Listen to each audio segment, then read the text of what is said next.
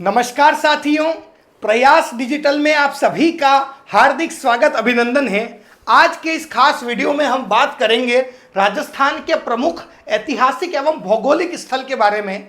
यह वह प्रकरण है जो राजस्थान में आयोजित लगभग हर प्रतियोगी परीक्षा में पूछा जाता है और प्रतियोगी परीक्षा के स्तर के अनुरूप इस एक प्रकरण से प्रश्न पूछे जाते हैं। हम बिना समय गवाए सीधे अपने प्रकरण पर चलते हैं। राजस्थान के प्रमुख ऐतिहासिक एवं भौगोलिक स्थल। जब हम राजस्थान के प्रमुख ऐतिहासिक और भौगोलिक स्थल की चर्चा करते हैं बेटा, तो सबसे पहले हम बात करते हैं शेखावटी के बारे में। कौन सी वटी के बारे में बात करते हैं बेटा? अपन शेखावटी के बारे में बात करते हैं। और शेखावटी वह स्थल जहां पर शेखावत राजाओं ने क्या किया है? शासन किया है। अर्थात शेखावत राजाओं द्वारा शासित क्षेत्र जिसके अंतर्गत सीकर, चूरू और झुंझुनू जिले आते हैं, शेखावटी कहलाता है। शेखावटी शेखावत राजाओं द्वारा शासित क्षेत्र सीकर, चूरू और झुंझुनू जिले आते हैं। बात करें बेटा तोरावटी के बारे में, तो जो अपने कांतली नदी है, कांतली नदी का अफवाह क्षेत्र तोरावटी कहलाता है। और कांतली नदी में का जो अफवाह है वो दो जिलों में है, एक है आपके सीकर, दूसरा है झुंझुनू। बेटा जो कांतली नदी है, उस कांतली नदी का उद्गम खंडेला की पहाड़ियां सीकर से होता है। और जो तोरावटी है, यहां पर तंवर राजाओं ने शासन किया था। सिंपल सी बात है, तोरावटी कांतली नदी का अफवाह क्षेत्र, जिले सीकर और झुंझुनू। हम बात करें बेटा हाड़ौती के बारे में, हाड़ौती के अंतर्गत 4 जिले आते हैं, कोटा, बूंदी, बारा, झालावाड़।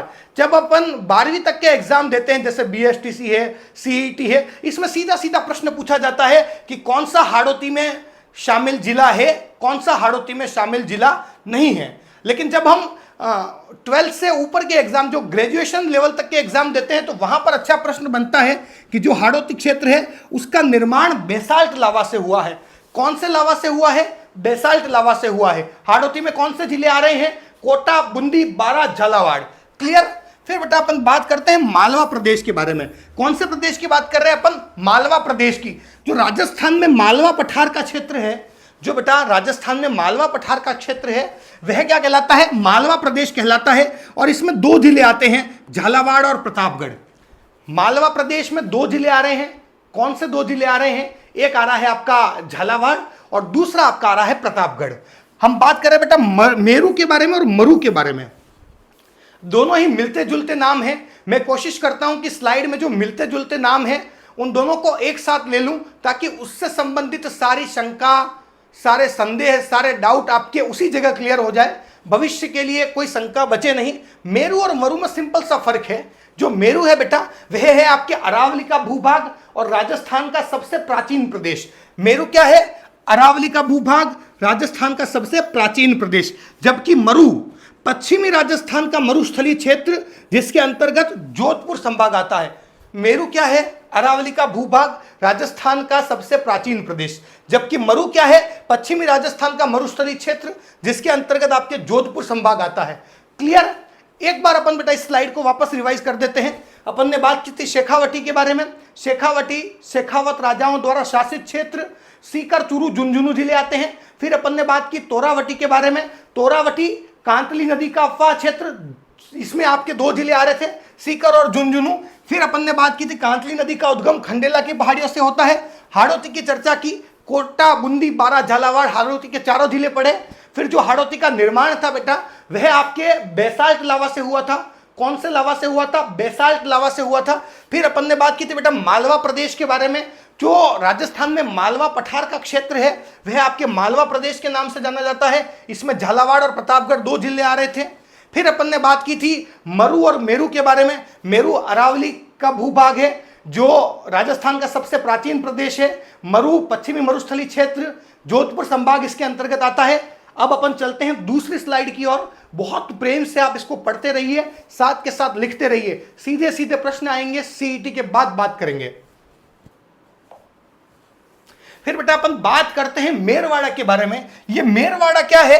ये जो मेरवाड़ा है बेटा, ये है आपके अजमेर और राजसमंद का जो मेर जनजाति बाहुल्य क्षेत्र है, यह मेरवाड़ा कहलाता है। मेरवाड़ा क्या है? अजमेर और राजसमंद का मेर जनजाति बाहुल्य क्षेत्र। फिर बेटा 2 एक जैसे नाम आते हैं, एक आता है ब्रजनगर, एक आता है ब्रिजनगर।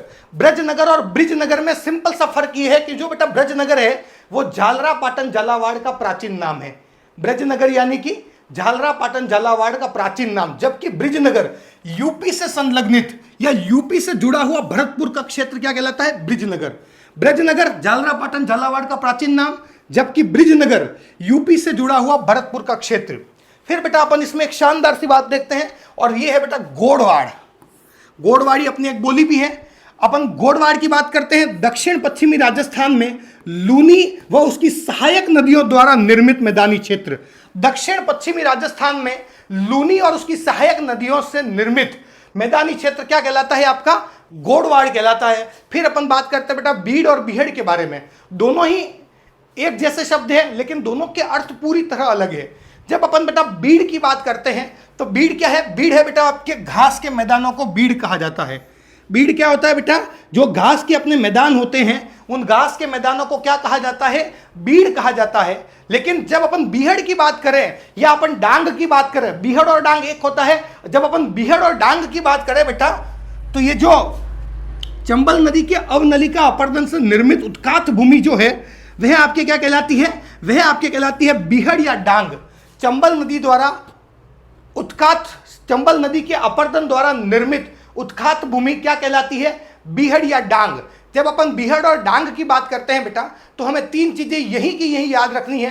पहली जो आपको याद रखनी है, वह आपको याद रखनी है डांग की रानी। कहां की रानी? डांग की रानी। जो डांग की रानी है बेटा, वह आपके करौली है। डांग का राजा धौलपुर है।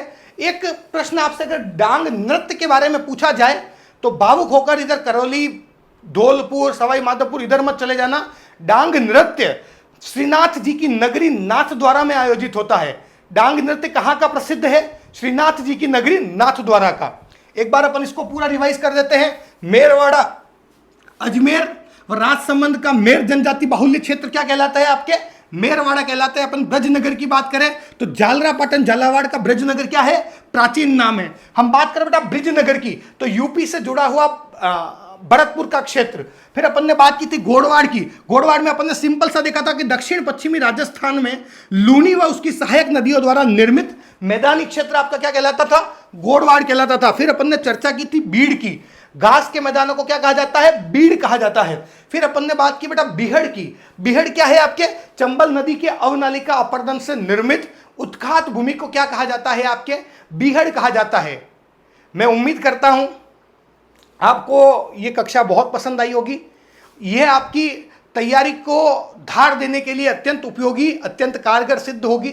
आप सभी से मेरी बस इतनी सी रिक्वेस्ट रहेगी, एक छोटा सा निवेदन रहेगा। बहुत सारे मित्रों की आदत होती है वो 2x पर वीडियो देखते हैं। आपसे मेरा निवेदन ये होगा कि बेटा अपन रिवीजन में वैसे ही 2x पर चल रहे हैं, तो आप इसे सामान्यतः देखें, 1x पर ही देखें, आराम से देखें, 2 बार देखें और साथ के साथ दोहराए। और इसको अगर आप लिख रहे हैं तो बहुत अच्छा, नहीं लिख रहे हैं तो इसकी PDF में डाल रहा हूं, वहां से आप उतार दें, ताकि अंतिम समय में आप सिर्फ 5 मिनट के शॉर्ट्स को याद करके जाएंगे, 5 मिनट के शो को पढ़ के जाएंगे, तो उससे आपको सीधे के सीधे प्रश्न एग्जाम में देखने को मिलेंगे। तो जल्द ही आपसे एक अन्य वीडियो के साथ मुलाकात होगी। तब तक के लिए हंसते रहिए, मुस्कुराते रहिए और पढ़ते रहिए। जय हिंद, जय भारत। एक और बात, चैनल को सब्सक्राइब कर दीजिए।